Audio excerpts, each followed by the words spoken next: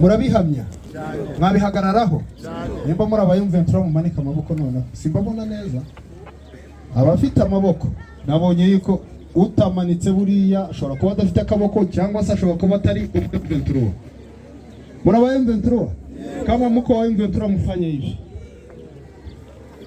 ariko ngo Kisekedi zakizwa n'icyo wa M23 yabivuye amako. Asante sana M23 kwitwa M23 ntabwo ari izina gusa kugenderaho. Kwitwa Bahati Musanga Erasto amenitumana huku Luzirantaka kwa Isa, najua kuwa niko hapa mbele yenu. Ameniambia watoto wangu wa Luzirantaka wasalimie sana, waambie kuwa nawapenda, waambie kuwa siku kidogo na mimi nitafika pale na wasalimie. Mnapokea salamu zake?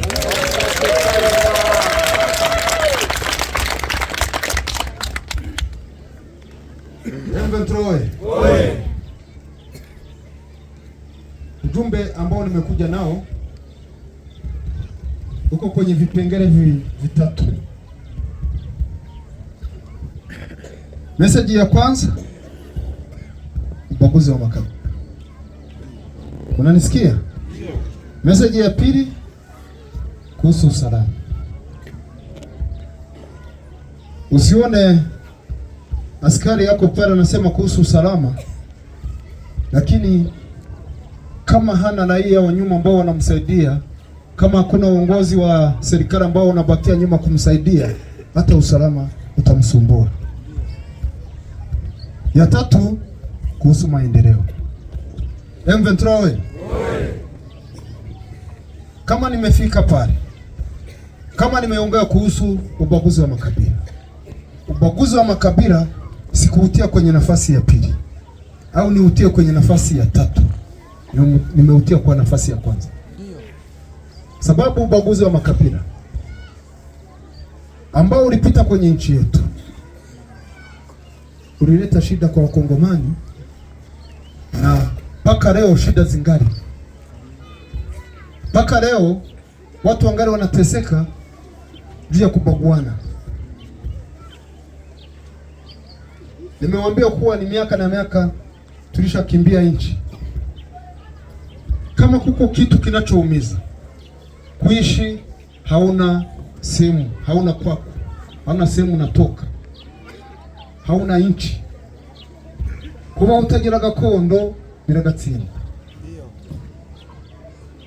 Wakongomani nyote ambao mko hapa, watoto wa Luzirantaka ambao mko hapa, isipokuwa bebe ambaye alizaliwa juzi, hakuna mtu wa hapa Luzirantaka ambaye hakukimbia. Kuko ambaye hakukimbia? Hari umuntu utarigeze uhunga muri Luzirantaka? Hano Luzirantaka ndahazi, no gupfa mwarapfuye, harimo bapfuye, ariko ibyo byose tukana na ubaguzi wa makabila ndio ulisababisha. Na Wakongomani tulikuwa tunaishi vizuri sote tukishirikiana. Wazazi wetu mbele walikuwa hawatufundishi mambo ya ubaguzi, lakini wakati vita zilianza kule Rwanda, wakati Rwanda ilianza baguana, ilivuka mpaka, sababu mpaka ambao uko pale hauwezi uona na macho, wanaambukizana. Zile tabia zikafika ndani ya Kongo, zikaingia ndani ya Masisi, zikashuka Sud Kivu, zikaenda zikafika Kinshasa. Wakati Mobutu, rais ambaye alikuwa ile wakati, alikubali watu waingie na silaha ndani ya Kongo, wabakie na silaha, waanze fanya matraining ile, na yenyewe mpaka leo ni vita ambayo inahitaji nguvu na tena nguvu zaidi kusudi tulete mabadiliko. M23 huko wamoja ambao wanawazia kuwa askari wetu ni kupenda vita. Anayesema vile hajui ubaya wa vita, hajui shida ambazo ziko ndani ya vita. Kwenye vita viongozi wetu wa jeshi ambao wako nyuma kusudi walete mabadiliko, wanajua vizuri na vita inaua. Kwa askari anaweza kufa, mateso ambayo yanakuwa pale, njaa, uchoko, kunyeshewa na mvua. Askari anaweza maliza hata ini semene hajanawa. Wanawazia kuwa ni kupenda vita. Haiko vile. Askari ako pale kusudi alete mabadiliko, watu waishi vizuri, raia kuwe raia, binadamu kuwe kama binadamu. Twamenyereye gupfa, turabimenyera, tubigira umuco, bitamo gupfa. Ariko ndashimira ubuyobozi bw'ingabo zacu, ndashimira Afande Sultani Makenga wafashe icyemezo, akanga amafaranga, akanga amagrade, abo banganaga nabo n'abajenerali. Ibyo byose akabita akavuga reka nshake ukuntu abakongomani bagira amahoro. Genda umva mwamukomera amashyi.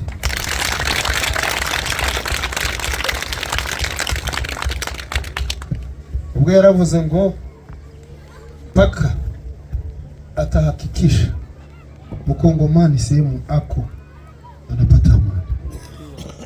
Ariko muza abakongomani tumaze gutakaza. Hari ukuntu mubyita ngo gutakaza no gupfa gusa. Abamaze kurira indege bakagenda, bagiye muri Amerika, bagiye muri Aziya, bagiye i Burayi, bariza Oceania, ni benshi. Noneho kubera kugenda bazinutswe n'ibyo bahuye nabyo muri Kongo, wengi hawana hata nia ya kurudia. Hari nabubwira Kongo kumva atanareba n'amakuru ya Kongo, kumva atanakumva bitewe n'ibyo bahuye nabyo. Kura no gutakaza imbaraga z'igihugu. Ariko turashimira ingabo zacu ziri mo kuzana impinduka kugira ngo umukongomani wese ahava kagera. Ile ubaguzi wa makabila ambayo muritia mbere nuwo kubaza uhagurutse hano Ingungu, hano Ruziranaka, ugiye hari intumbi, ugiye kwica umuntu, ngo nuko ari ubwoko bunubu yizira muze, ukajya kwica umuntu ngo nuko ari ubwoko bunubu, ugiye mupiki, murapfa ubwoko. Ese ubwo bwoko burafatika? Ninde wafashe ku bwoko?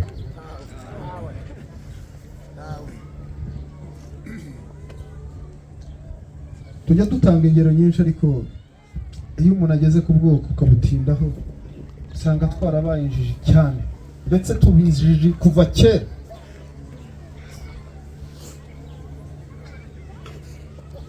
Hano hari abantu bari mu gukorana na Kisekedi, akaba araha, ariko ugasanga ibitekerezo biririya, wowe M23 wangu izasubira inyuma. None se sinababwiye iwacu ndasubira inyuma njye? Unge nishimiye kuguma nangara by'ahantu uzambuke winjire muri Tanzania urebe ibintu bagukorera.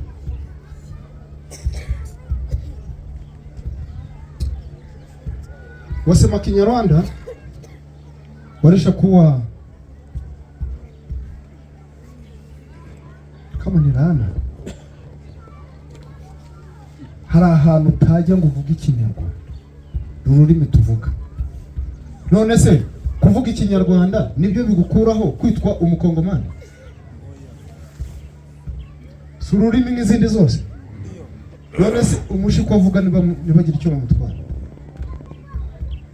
umundandi kuvuga nibagira icyo bamutwara. Ariko wavuga Ikinyarwanda uzazamuka ugere no mu minsi ishize hano Goma nawe kivugaga. Reka bakubwiraga Ikinyarwanda unasema. Ariko Goma ubona watu wa Goma, asili ya watu wa Goma wote wanatoka nje kidogo ya Goma, Rutshuru, Masisi, Rubero, sana sana ni pale.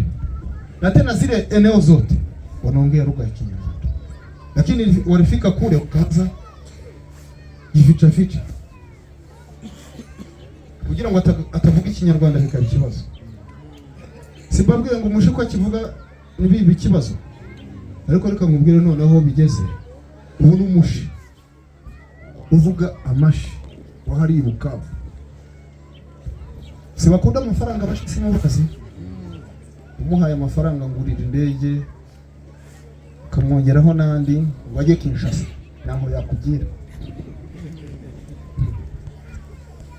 umundandi naho yakugira n'abariyo muri Kinshasa barifuza kuza bari mu kujijija Kisekedi babuze inzira ariko barifuza kuza kure hakuna amani. M23 we hari abantu bajya bavugana n'abari Beni. Njye mfite inshuti zanjye ziri Beni tuvugana. Hari nabo nyanshishamo nkamwohereza n'agafuka kakawunga ariko ihenze itese umuceri uhenze gute? Abatipe barashonje babayeho nabi ngo barimo barashaka ngo kurwanya M23. Bariya bahungiye Beni baracyafite yatidorizme muri bo. Baracyafite amoko muri bo. Niyo yabajyanye. Murumva iki namoko akora?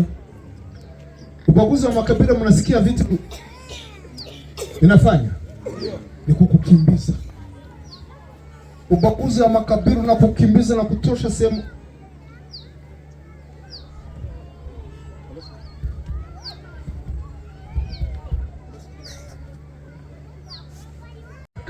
Azagenda hano bagifite ivangura ry'amoko hada mu ishyamba ni habi yicira inzira yose agibeni azagikorera iby'amoko ameze ukuntu ari mu gukora. M23 ivangura ry'amoko murireke wa wundi ukibifite aribeshye. Biro ubaguzi we no makabila apana. Hari n'abambonye hangaha buriya batangira kureba amoko buriya hari abavuze ngo uriya yaje mwene wacu yasi mwene wacu siko bimeze se buriya hari ababirebye batangira kuvuga ngo emana siko wa muntu ari mwene wacu hari n'abandi babireye akavuga buriya ntabwo ari mwene wacu biracyabarimo. Uzabimenya neza ari ukugeze muri serivisi zanjye nkoramo witwaje icyo uri cyo witwaje ubwoko bwawe kuko wanyibeshyeho kavuga ngo nzabigukorera ngo kuko duhuje ubwoko watakaye. Nzaguha uburenganzira ukwiye bitewe n'ukuri guhari. Unasikia? Ayo moko ndamutse nanjye nyashyize imbere ndamutse mbikurikije basirikare bacu baba bari mu gupfira ubusa. M23 umutekano urahari hano desite ikintu cyitwa umutekano hano twagitindaho hano ariko njye mbona rimwe na rimwe utanga stirep y'abantu umwe wapfuye wagize gute bari mu kuryama bagasinzira. Warabifate ngira ngo urabibona umuntu wari yaturamye abwa amavuta yayisiga ngo amufate. Rero ko abantu bafite umutekano birigaragaje usije n'uwo hanze Turisha tukareba n'uwo mu nzu buri abantu badamu ntabwo baraye bakubise. None abambona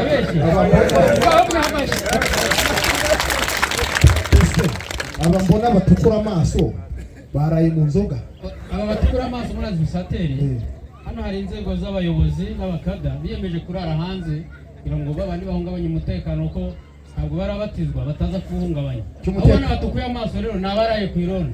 Cy'umutekano gerekanye reka. Yenda muri umutekano gerekanye sibyo. Afandaraza kubyivugira. Aranabishinzwe. Ariko nanjye umutekano ndawushinzwe kuko nitaye ku mutekano. Akazi kananira. Nabambereye ndi mu kuzenguruka amasisi yose nababwiye hano naciye sindanarangiza amasisi sindayisoza.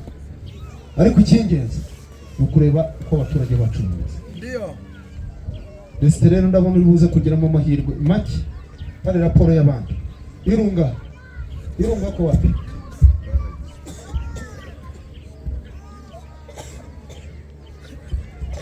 M23.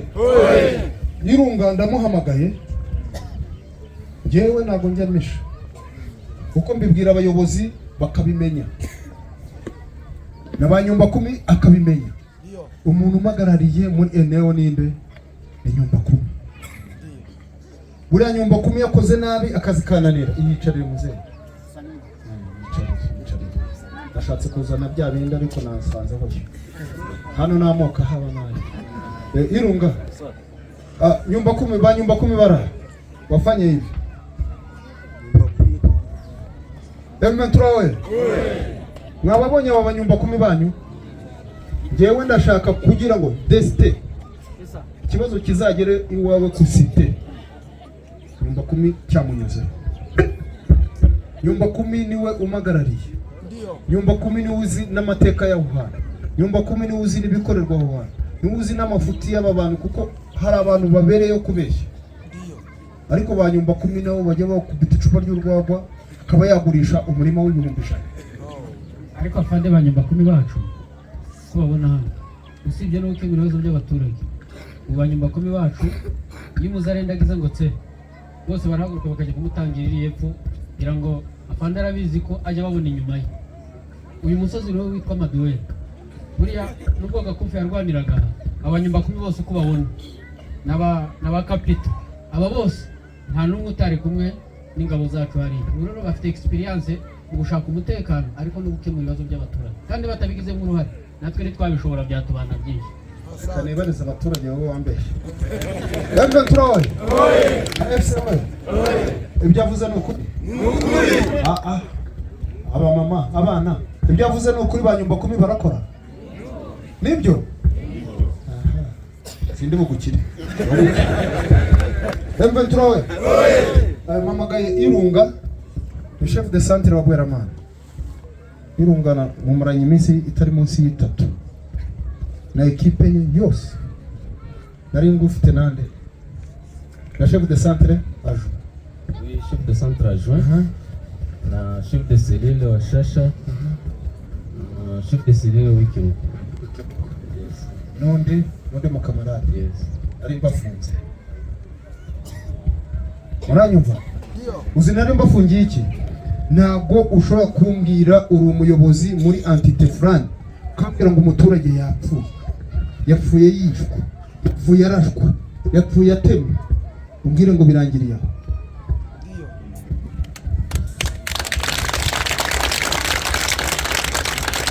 Ntabwo ushobora kuripotinga mayiti y'umuturage warashwe, mayiti y'umuturage wishwe nurangiza umbwire ngo byarangiye.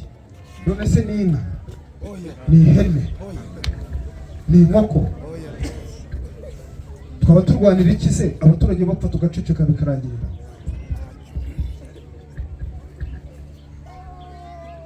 Nimba yishwe ufite icyaha, ufite ikosa nk'umuyobozi, wananiwe kumurinda.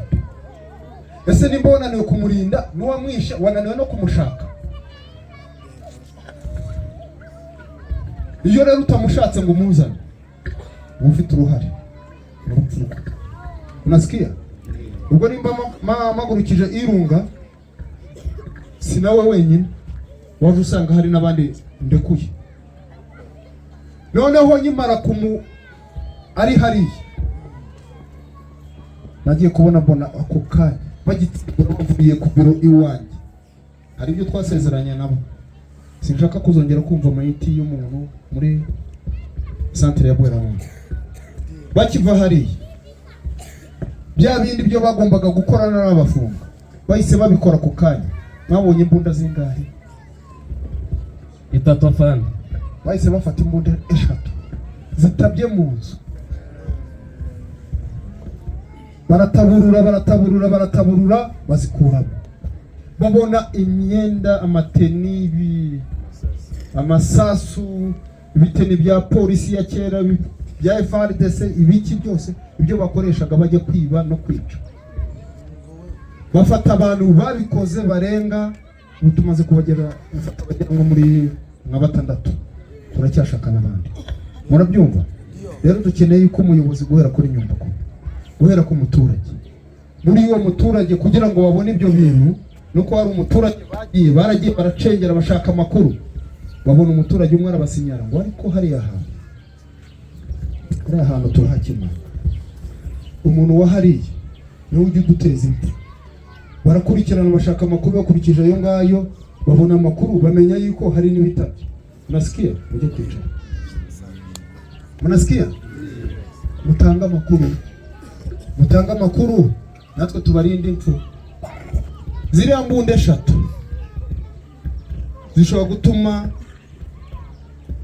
komanda brigade ava ku rugamba iriya akagaruka agasubira iriya hasi akajya Bweramana akajya guhangana na zimwe mbunda akajya kuzishaka mpaka zibonye, ugasanga ayo ubishinzwe gukurikirana amakuru bamukuye iriya aho yaragiye gutabara abakongomani benshi bari mu gupfa agasubira inyuma. Kara ni akazi kagomba gukorwa n'abaturage, abaturage gutanga amakuru, ubundi izindi nzego zigakora akazi kabo. Unasikia? M23 cyangwa abakongomani kubera ukuntu mumenyereye gupfa mumva mukibishaka. Ushaka gupfa agira gutya, none ko mutinya urupfu mugahisha amakuru. Hano hari abazarendo baba baza ejo bundi mfite abagore bararenga 8. Abagabo babo baraza agacomoka kaviriye bakaza ari igikundi cy'abagabo, haje igikundi cy'abagabo bagera kuri 10 baza bafite amabunda, buri wese agatahiwe undi agatahiwe agakubita iminsi 10 mu nzu. Muranyumva?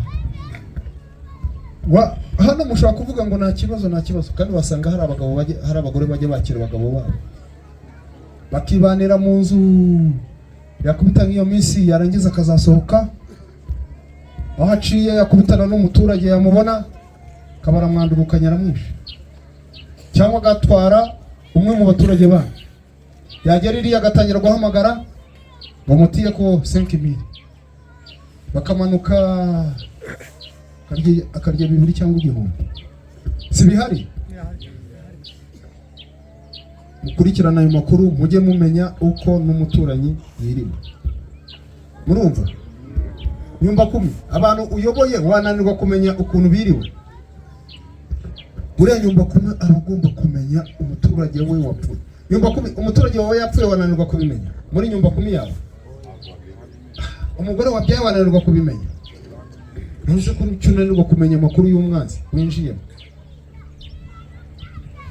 M23 kintu kigendanye rero na security wihagurukire cyane, kuko tudafite security n'ubundi twasubira inyuma. Unasikia? Twasubira inyuma, simvuga yuko ingabo zasubira inyuma, ariko twavunika. Kandi ahantu yo muhishiriye amakuru igikurikiyeho iyo udapfuye upfusha umuvandimwe cyangwa ugapfusha umuturanyi bakunda. Hari abantu bajya batanga amakuru bari basanganywe bakayatanga kandi hari ibyabaye, hari abapfuye bagombaga kubivuga mbere. Muranyisikia? M23